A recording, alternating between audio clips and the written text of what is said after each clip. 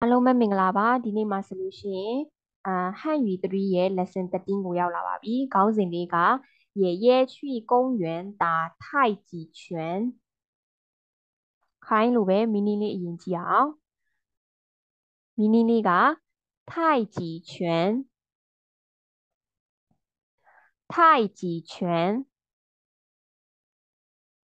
太极拳太极拳က太极တိုင်းနော်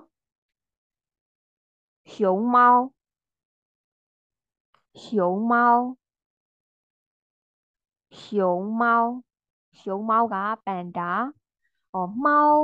貓ကကြောင်နော်熊တစ်လုံးနဲ့ဆိုရင်ဝက်ဝံဆိုတဲ့အဓိပ္ပာယ်ပေါ့နော်ဝက်ဝံ熊貓နှစ်ခုပေါင်းလိုက်ရင်ပန်ဒါ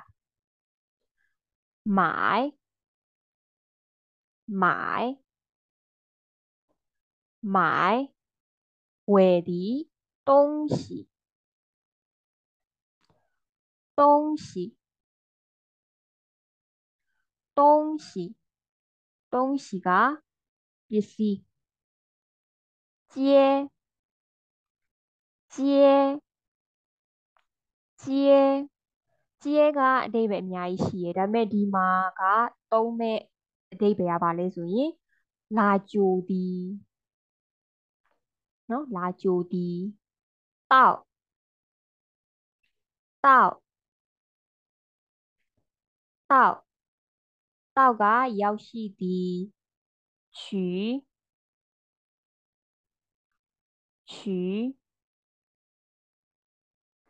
取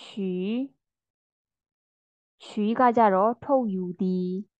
包裹包裹包裹包裹ကပါဆယ်ထုတ်找找找ရှာဖွေသည်拿拿拿နာကကြတော့အာယူသည်ပေါ့နော်နာယူသည်钥匙钥匙钥匙钥匙ကတော့換換換換ကကြတော့လဲသည်လဲသည်နော်တစ်ခုနဲ့တစ်ခုလဲတာကိုပြောတာ跑步跑步跑步跑步ကပြေးလေ့ကျင့်ခန်းပေါ့နော်ပြေးသည်健康健康健康健康ကကျန်းမာရေးကောင်းတော့ပြန်ပြောမယ်နော်太极拳太极拳太极拳太极တိုင်း熊貓熊貓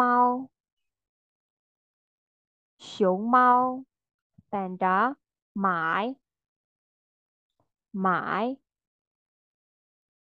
買ဝယ်သည်東西東西ကပစ္စည်းနော်東西東西ပစ္စည်း接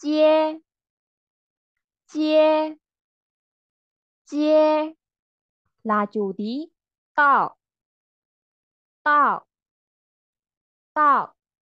ရောက်ရှိသည်取ထုတ်ယူသည်包裹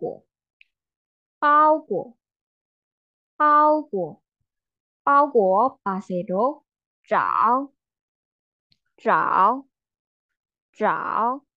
ရှာဖွေသည်ရှာသည်拿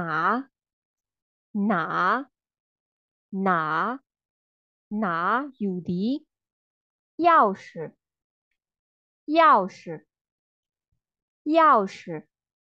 တော့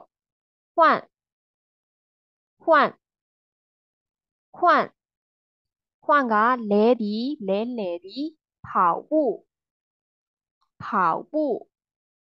跑步ပြေးလေ့ကျင့်သည်健康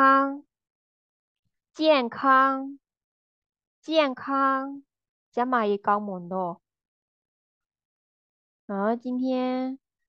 ပြောမယ့်ခေါင်းစဉ်ကဘာလဲဆိုလို့ရှိရင်爷爷去公园打太极拳အဖိုးက去公园ပန်းခြံကိုသွားပြီးတော့မှ打太极拳太极拳太极တိုင်းကိုကစားတယ်ပေါ့နော်ဒီမှာတော့太极拳တိုင်းကိုကျင့်တာကနော်太极拳ကိုလောက်တာ打နဲ့တွဲတယ်နော်打我去动物园看熊猫ကျွန်တော်ကတိရစ္ဆာန်ရင်သွားပြီးတော့မှပန်ဒါကိုသွားကြည့်တယ်妈妈去商店买东西အမေကစတိုးဆိုင်သွားပြီးတော့မှပစ္စည်းသွားဝယ်တယ်小红来我家看电视小红ကကျွန်တော်အိမ်လာပြီးတော့မှ TV လာကြည့်တယ်爸爸来学校接我အဖေကကျောင်းကိုလာပြီးတော့မှကျွန်တော်ကိုလာကြိုတယ်他到邮局取包裹သူက邮局စာတိုက်နော်စာတိုက်ကိုတောက်ကရောက်ရှိတယ်ဂျူကထုတ်ယူသည်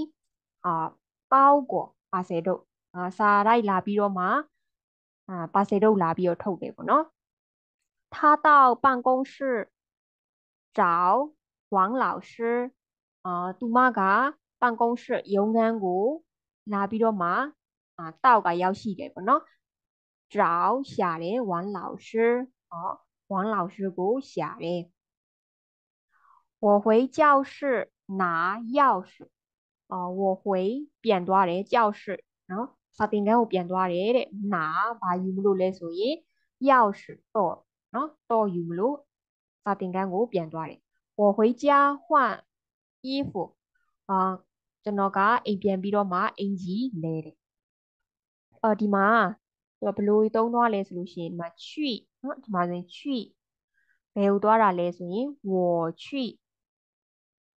ဒီမှာနေရပြီးတော့အနောက်မှာဘာလုပ်တယ်လဲပေါ့နော်အဲ့တော့ subject verb ဒီအနောက်ကနေရပေါ့နော် place ဒီအနောက်ကကြတော့ action ပေါ့ဘာလုပ်တယ်လဲဆိုတဲ့ဟာနော်အဲ့လိုပုံစံလေးသုံးသွားတာတွေ့ရတယ်ဒီမှာဆိုရင်去ဒီမှာနေရပြီးရင်ဘာလုပ်တယ်လဲဒီမှာဆိုရင်小红来ဒီမှာတော့来သုံးထားတယ်နော်ဒီနှစ်ကြောင်းက去ဒီက来ဘယ်ကိုလာလဲနေရက我家ဒီမှာဆိုရင်学校ဘာလုပ်တာလဲ看电视 TV လာကြည့်တာဒီမှာဆိုရင်接我ကျွန်တော်ကိုလာကြိုတာဒီမှာကျတော့တောက်ကိုသုံးထားတယ်နော်တောက်subject plus verb ဒီ verb ကတောက်ပြီးတော့ဒီမှာဆိုရင်နေရပြီးတော့ဘာလုပ်တယ်လဲနော်ပါဆယ်တော့လာပြီးတော့ထုတ်တယ်ဒီမှာဆိုလဲနေရနော်ရုံးခန်းကိုဘာလာလုပ်တာလဲဝမ်老师ကိုလာရှာတာဒီမှာကျတော့回ပြန်လာတယ်ဘယ်ကိုပြန်လာလဲ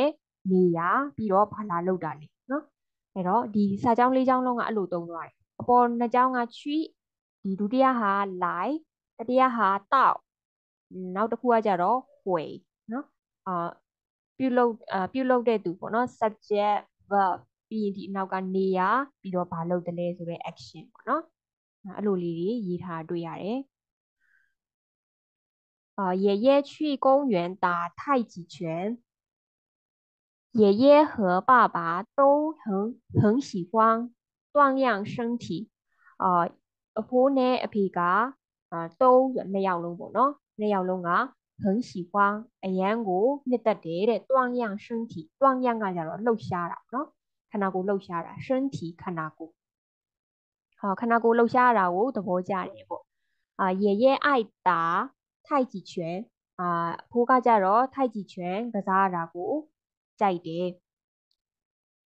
早上他常常去公园打太极拳မနက်ခင်းမှာဆိုလို့ရှိရင်သူကမကြခဏဒီပန်းခြံကိုသွားပြီးတော့မှ太极拳ကစားတယ်爸爸喜欢跑步အဖေကကြတော့ပြေးလေ့ကျင့်ရတာနှစ်သက်တယ်ပေါ့နော်周末สนิทนิ่งหรือไปยามา我常常跟他一起到海边跑步ကျွန်တော်ကမကြာခဏ跟他ဒီ他ကပပကိုပြောတာနော်အဖေနဲ့အတူတူ一起အတူတူ到ရောက်ရှိတယ်ဘယ်လိုလဲဆိုရင်海边ပင်လယ်ဘေးမှာ跑步ပြေးလေ့ကျင့်တယ်我们的身体都很健康ကျွန်တော်တို့ရဲ့ခန္ဓာကိုယ်လည်းပဲ很健康ကျန်းမာရေးကောင်းတယ်ပေါ့နော်ရဖတ်ကြည့်အောင်爷爷ကပြောပြီးသားနော်爷爷က爸爸的爸爸爷爷去公园打太极拳爷爷和爸爸都很喜欢锻炼身体爷爷爱打太极拳早上他常常去公园打太极拳爸爸喜欢跑步周末我常常跟他一起到海边跑步我们的身体都很健康